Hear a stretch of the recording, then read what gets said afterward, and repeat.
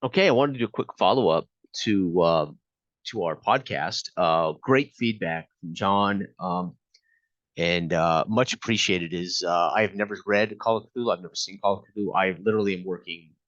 When I talk about this, I'm working more on conceptual ideas. I mean, if this is how it is functions, and this is how it is conceived, and this is how it works in session, then these could be problems, or then this could work great, or this. So I don't necessarily when I make a reference to something, I'm kind of guessing as to how that thing works. So they are concepts. We're discussing the concepts and the conceptual ideas of these things and how they would work better or how they do work. If we know how they work, then we'll discuss how they do work. If we're not, we're somewhat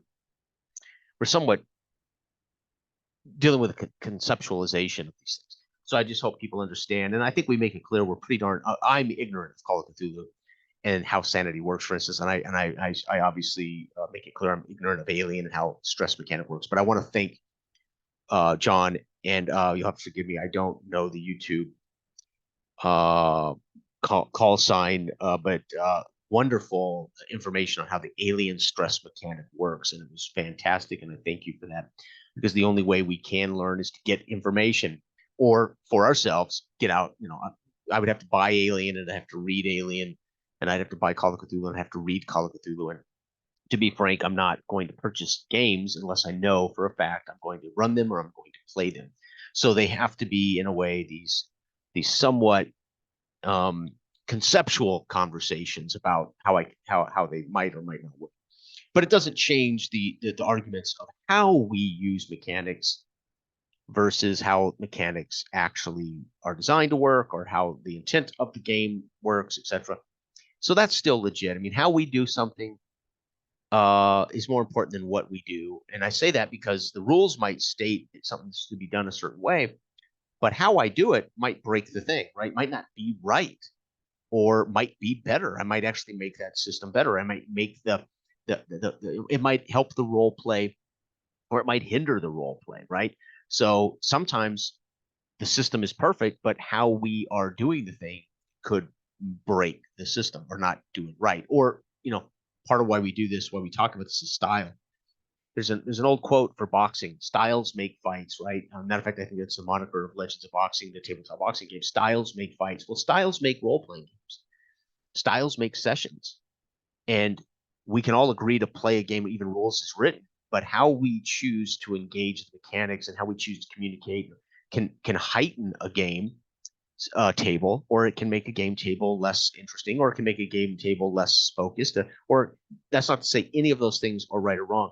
It's it is the holy grail for me in role playing. How can I still enjoy this and have as much fun no matter what the system? And how can I get to the place I want to be as a player in a session? And that's not to say that just having the ability to be a player in any session is worth it, is fun. But how can I get a more preferred experience, right? So somebody says they love Call of Cthulhu for these reasons, and they list the intellectual property, and they list the genre reasons that they like just Call of Cthulhu as a genre, as an IP. But then they start talking about the game mechanics and why they work to make Call of Cthulhu worth playing, or why they begin to discuss the game mechanics and why they don't work for Call of Cthulhu, or something like that. Then we begin to come away and say, okay, so how can style either make that better experience or make that a worse experience? So just because mechanics exist doesn't mean they're necessarily interpreted properly. It doesn't mean that they're executed properly. It doesn't mean that they're actually interpreted right and even executed right. So it's not just what something says, it's how it's implemented and how it works, and whether the people at the table buy in or do the thing. So it's very complicated, and that's what makes role playing so good. And that's what makes these conversations, for me, no matter how much I've done this and no matter how much I enjoy doing it, I also enjoy why I enjoy it. I enjoy discussing, why do I like this? Why did that session work so well and this one didn't? And why did I really enjoy playing that game, but for some reason I couldn't enjoy that other system as well? And it's important for me. It's important for me to understand these things. I enjoy the actual hobby on multiple levels. And whether that's board games, why some board games, I mean, we all have preferences. So you can't be, you can't, you can't go through this world unbiased or without preferences. You're going to, and there's a reason you might have bias because you just don't like the flavor of vanilla ice cream. There's nothing right or wrong with that, right? Okay, so we all know this. We hopefully we're all capable of saying opinion is opinion. Whether I'm right or I'm wrong is not relevant. It's that the dialogue hopefully helps me understand what I know better, or the dialogue can help me understand something I don't understand very well. So getting information or experience, I either can read it for myself and have the experience that will give me a ability to have direct conversations about it, or I'm going to do some speculating and I'm going to compare it to what I know, and I'm going to toy with the ideas of whether that would work or wouldn't work, even if I'm wrong about it. So getting that information is great, and I do appreciate people helping me with the stress mechanic and the sanity mechanic for Call of Cthulhu. I think it's fantastic because I'm working completely in the dark. I'm guessing that it's how the mechanic. You can't know without reading the rule book, right? You can't possibly know without, even if I played Call of Cthulhu, and I think Dale can speak to this. If he has not really read the stress mechanic in Alien, he just trusts the GM to walk him through it, or he's played a Call of Cthulhu session but can't remember or hasn't read the rules regarding stress. He just trusted the GM to administrate the game. Then even Dell is going to say, I'm not really sure how stress affects the overall game, and I'm not really sure how sanity affects the overall game. And that's part of the problem too, is sometimes we play, but it might have been 10 years ago that I endeavored to play. 2D20 Star Trek's a great example. I'm going off memory, and we all know memory is not the most reliable form, right? So ideally, it would be best to go right to the book, read the book, talk about the book directly, right? Not just rely on memory or experience. But again, many of these books I no longer own. Many of the PDFs that I purchased were lost on an old hard drive, and many of the games that I owned were donated, or I traded in at Wayne's Books to get other games. So I also don't own many of these games anymore for me to actually go back to them and share them. I only own Star Trek Adventures in PDF, and that was lost when I lost my hard drive. So, and I can't remember where I bought that PDF. If I got it from Drive-Thru RPG, I would think I can just go get it from my account and download it again. So I might have Star Trek Adventures 2D20, for instance. Conan and I had the hard book, a beautiful book, and ultimately, use that as a trade for something from Wayne's book. So a lot of my stuff, again, I very often donate or give to friends, or I will get rid of it if I'm not playing, not using, and I'm not going to. Right, and especially as I age and I'm less inclined to GM certain things, and I'm less inclined to play certain games. I know who I am. I know what I'm about. I know what I like, and I know why. That doesn't mean I don't enjoy experiences with friends, but there's just some things I don't need, right? So, but I try not to paint that is why I don't play a game, for instance, right? There's the stress mechanic is not why I would not play Alien, right? I hope people understand that. The sanity mechanic is not why I would not play Call of Cthulhu. Matter of fact, I would play them so I would have those experiences. That's the whole point. Those experiences are there for us to have a different experience. So they're not all old D&D where the only roll for initiative and combat. You don't do anything else. So I hope people don't misinterpret that why I wouldn't play an Alien game is because of the stress mechanic. Absolutely not, right? And it's not that I wouldn't play an Alien game. I may not buy it, and I certainly would probably not run Alien, right? Aliens, which is why I bought Those Dark Places, because it's a system that suits me to run a similar genre of horror sci-fi. It's a system I'm much, much, much happy with. It's a system that suits my mentality as a focused, simple gamer, but it still has a mechanic like stress in it, right?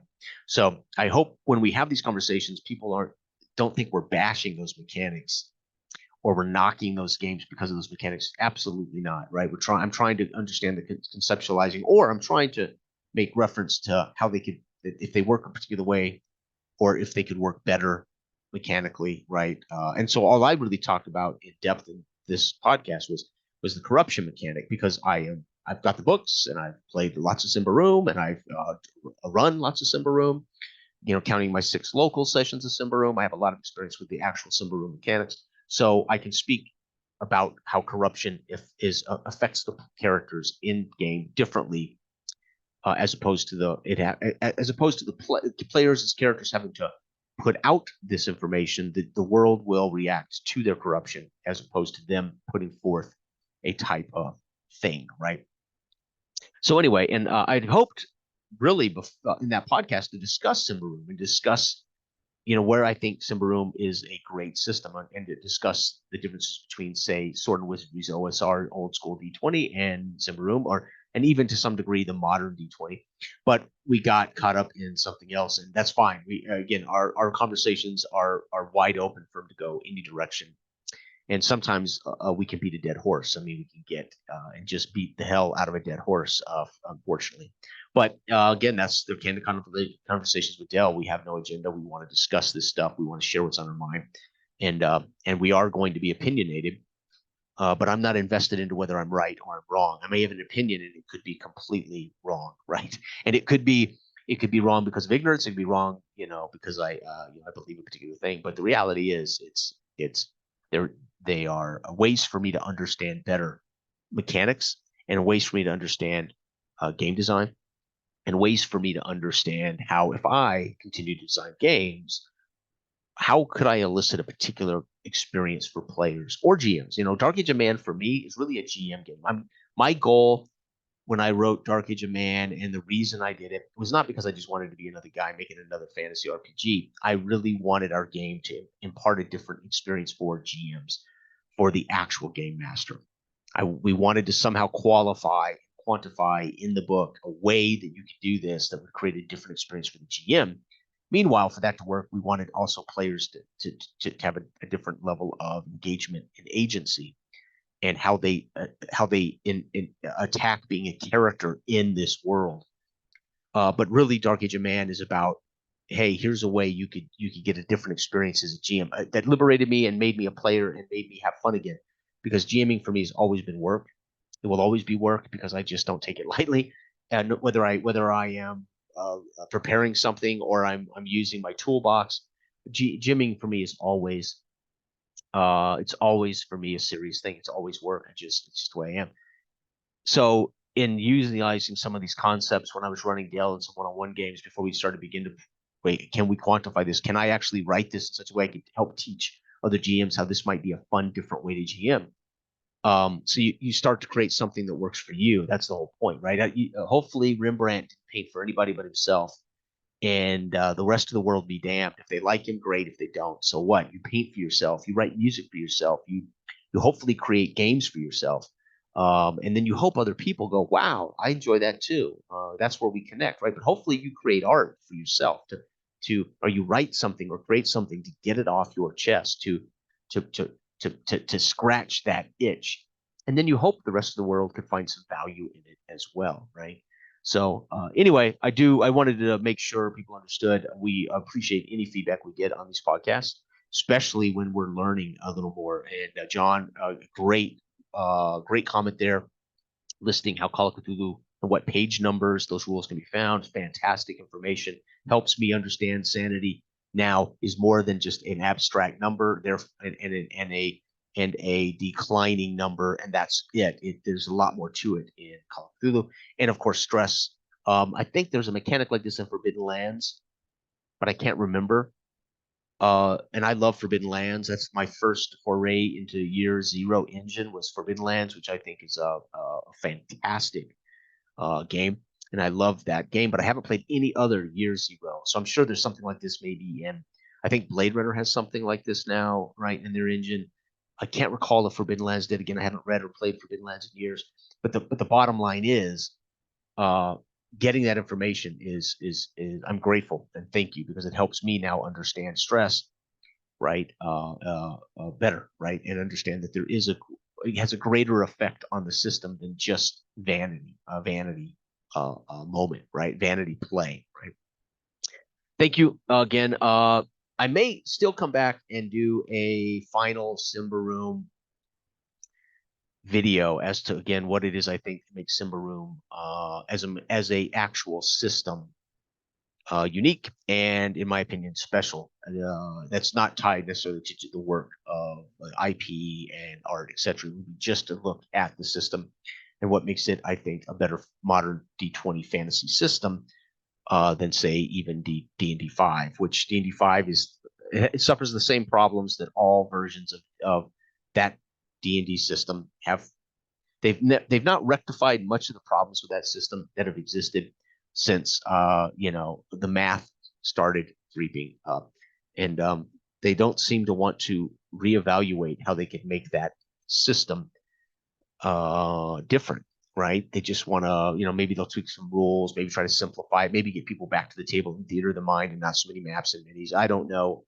D&D 5e did a lot of things to remove itself from the fourth edition experience, but I think they still have the same problems. It still has the exact same problems that I would argue Pathfinder has, in certain things, which I'm not going to get into detail here. But Symbaroum avoids these things, and it avoids them incredibly well. So, and therefore making it a completely different fantasy gaming experience that happens to use a D20 as its main device. So, all right, everybody out there, have a great week, and we'll talk to you again. Bye.